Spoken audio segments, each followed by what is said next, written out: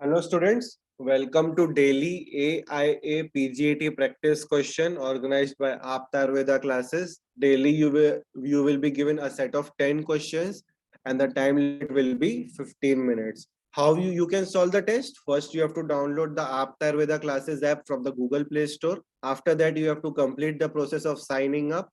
Once you have signed up, you have to enroll to daily live test and you start appearing for the test. And once you have finished the test, you have to check solutions with us on our YouTube channel. So let us begin with our first question. First question is, मूत्र की तेल बिंदु परीक्षा का सर्वप्रथम वर्णन किस ग्रंथ में किया गया है? आयुर्वेद इतिहास का ये क्वेश्चन है। तो तेल बिंदु परीक्षा का वर्णन सबसे पहले आया है योग रत्नाकर में। इंपॉर्टेंट है, ये ध्यान में रखो।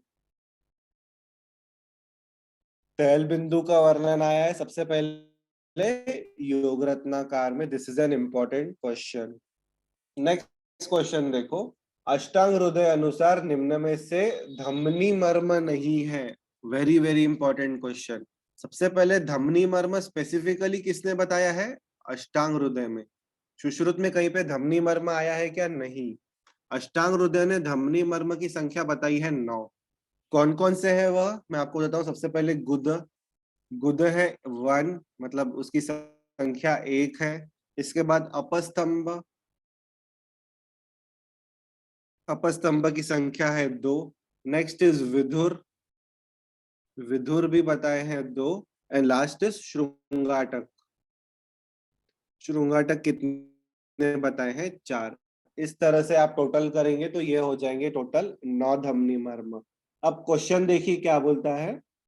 निम्न में से धमनी मर्म नहीं है श्रृंगाटक, अपस्तंभ और अपलाप, विधुर। तो इसमें से राइट आंसर क्या रहेगा? अपलाप। अपलाप यह धमनी मर्म नहीं बताया है। रेफरेंस आपको मिलेगा अष्टांग हृदय शारीर 4थे अध्याय में, मर्म विज्ञानी। Option C is correct. Next, निम्न में से धातुपाक का लक्षण नहीं है। वेरी वेरी इंपॉर्टेंट क्वेश्चन, रोग निदान का ये क्वेश्चन है। ऑप्शन ए देखो क्या है? निद्रानाश। ऑप्शन बी गौरव अरुचि। ऑप्शन सी इंद्रियानाम च वैमल्यम एंड लास्ट इज अरति बलहानि। रेफरेंस आपको मिलेगा मधुकोश टीका में। तो राइट आंसर यहाँ पे क्या है? इंद्रियानाम च वैमल्यम। यह किसका लक्षण है? यह दोष पाक का लक्षण है। ठीक है। और जो बाकी के लक्षण है वो किसके हैं? धातु पाक के हैं। तो इतना ध्यान में रखिए। रेफरेंस मिलेगा आपको मधुकोश टीका में से। Next, zinc oxide is the chemical name of which अंजन? अगेन एन इंपॉर्टेंट क्वेश्चन, रसशास्त्र का ये क्वेश्चन है। तो जिंक ऑक्साइड केमिकल नेम किसका है? सबसे पहले मैं राइट आंसर आपको बता दूं। Right answer is option C, पुष्पांजन। इसके लिए जिंक ऑक्साइड केमिकल नेम आया है। सौवीरांजन के लिए क्या है? Antimony sulphide.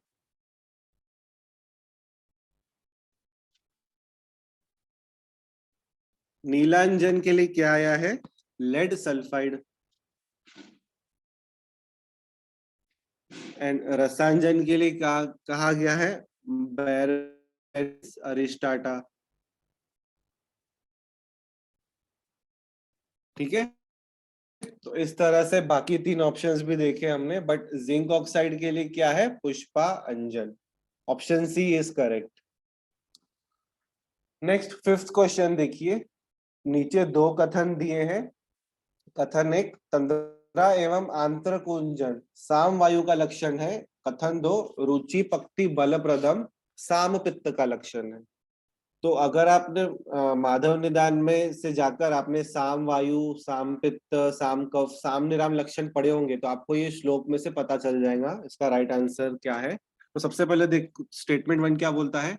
तंद्रा एवं आंत्र कुंजन साम वायु का लक्षण है। बिल्कुल सही स्टेटमेंट है ये। कथन 2 देखिए क्या बोलता है? रुचि पक्ति बलप्रदम साम पित्त का लक्षण है। जी नहीं, ये है निराम पित्त का लक्षण। तो पहला स्टेटमेंट सही है, दूसरा गलत है। ऑप्शन सी यहाँ पर सही आएगा। रुचि पक्ति बलप्रदम ये किसके बारे में कहा गया है? निराम पित्त के बारे में। ध्यान रखिएगा ये point. Option C is correct.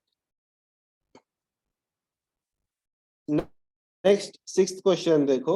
Incubation period of hepatitis B virus is preventive social medicine का क्वेश्चन है।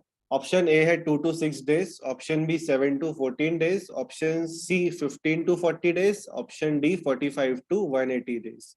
अब इसका राइट आंसर क्या है मैं आपको बता देता हूँ। सबसे पहले right answer is D, 45 to 180 days। अब पहला है जो इंक्यूबेशन पीरियड 2 to 6 days, वो किसका है? डिप्थेरिया का है।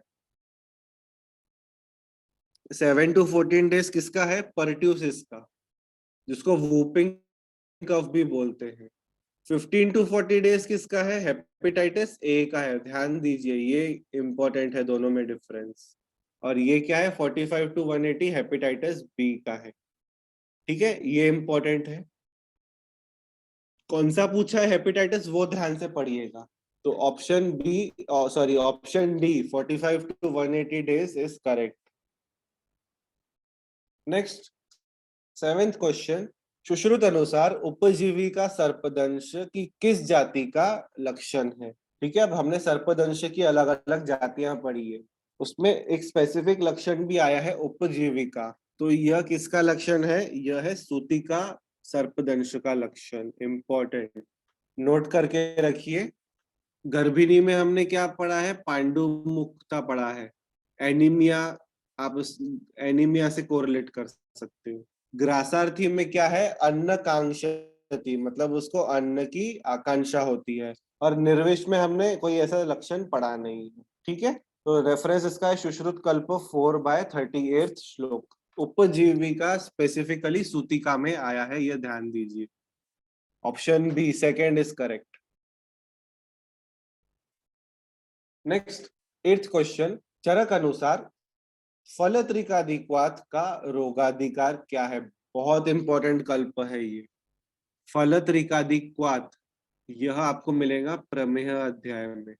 Very very important question, note करके रखिए। इस पे बहुत बार आ चुका है क्वेश्चन, बीएचयू में, निया में।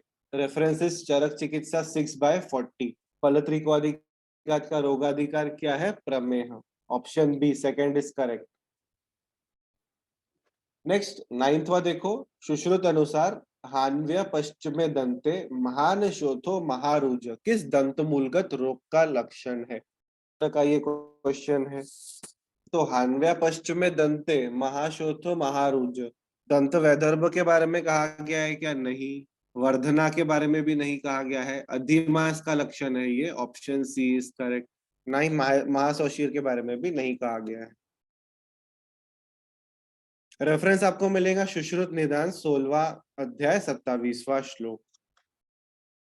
And now the last question of the day is, नीचे दो कथन दिए हैं। कथन एक, चरक अनुसार निरहुआ बस्ती व्यापक की संख्या 9 बताई गई है। कथन दो, सुश्रुत अनुसार निरहुआ बस्ती व्यापक की संख्या 12 बताई गई। तो पहले एक एक कथन देखते हैं हम। चरक ने निरहुआ बस्ती व्यापक की संख्या 9 बताई है क्या? नहीं, ये स्टेटमेंट गलत है। 12 बताई है चरक ने। सुश्रुत ने निरहुआ बस्ती व्यापक की संख्या 12 बताई है क्या? नहीं, ये भी गलत है। सुश्रुत ने बताई है 9। तो दोनों स्टेटमेंट गलत है यहाँ पर, इसलिए ऑप्शन बी यहाँ पर आएगा सही। कथन एक और कथन दो दोनों गलत हैं। रेफरेंस आपको मिलेगा चरक सिद्धि 5वां अध्याय 5वां और 6वां श्लोक। ठीक है, चरक ने निरहुआ बस्ती व्यापक की संख्या बताई है 12 और सुश्रुत ने बताई है 9। दोनों ऑपोजिट स्टेटमेंट्स है, इतना ध्यान में रखिए।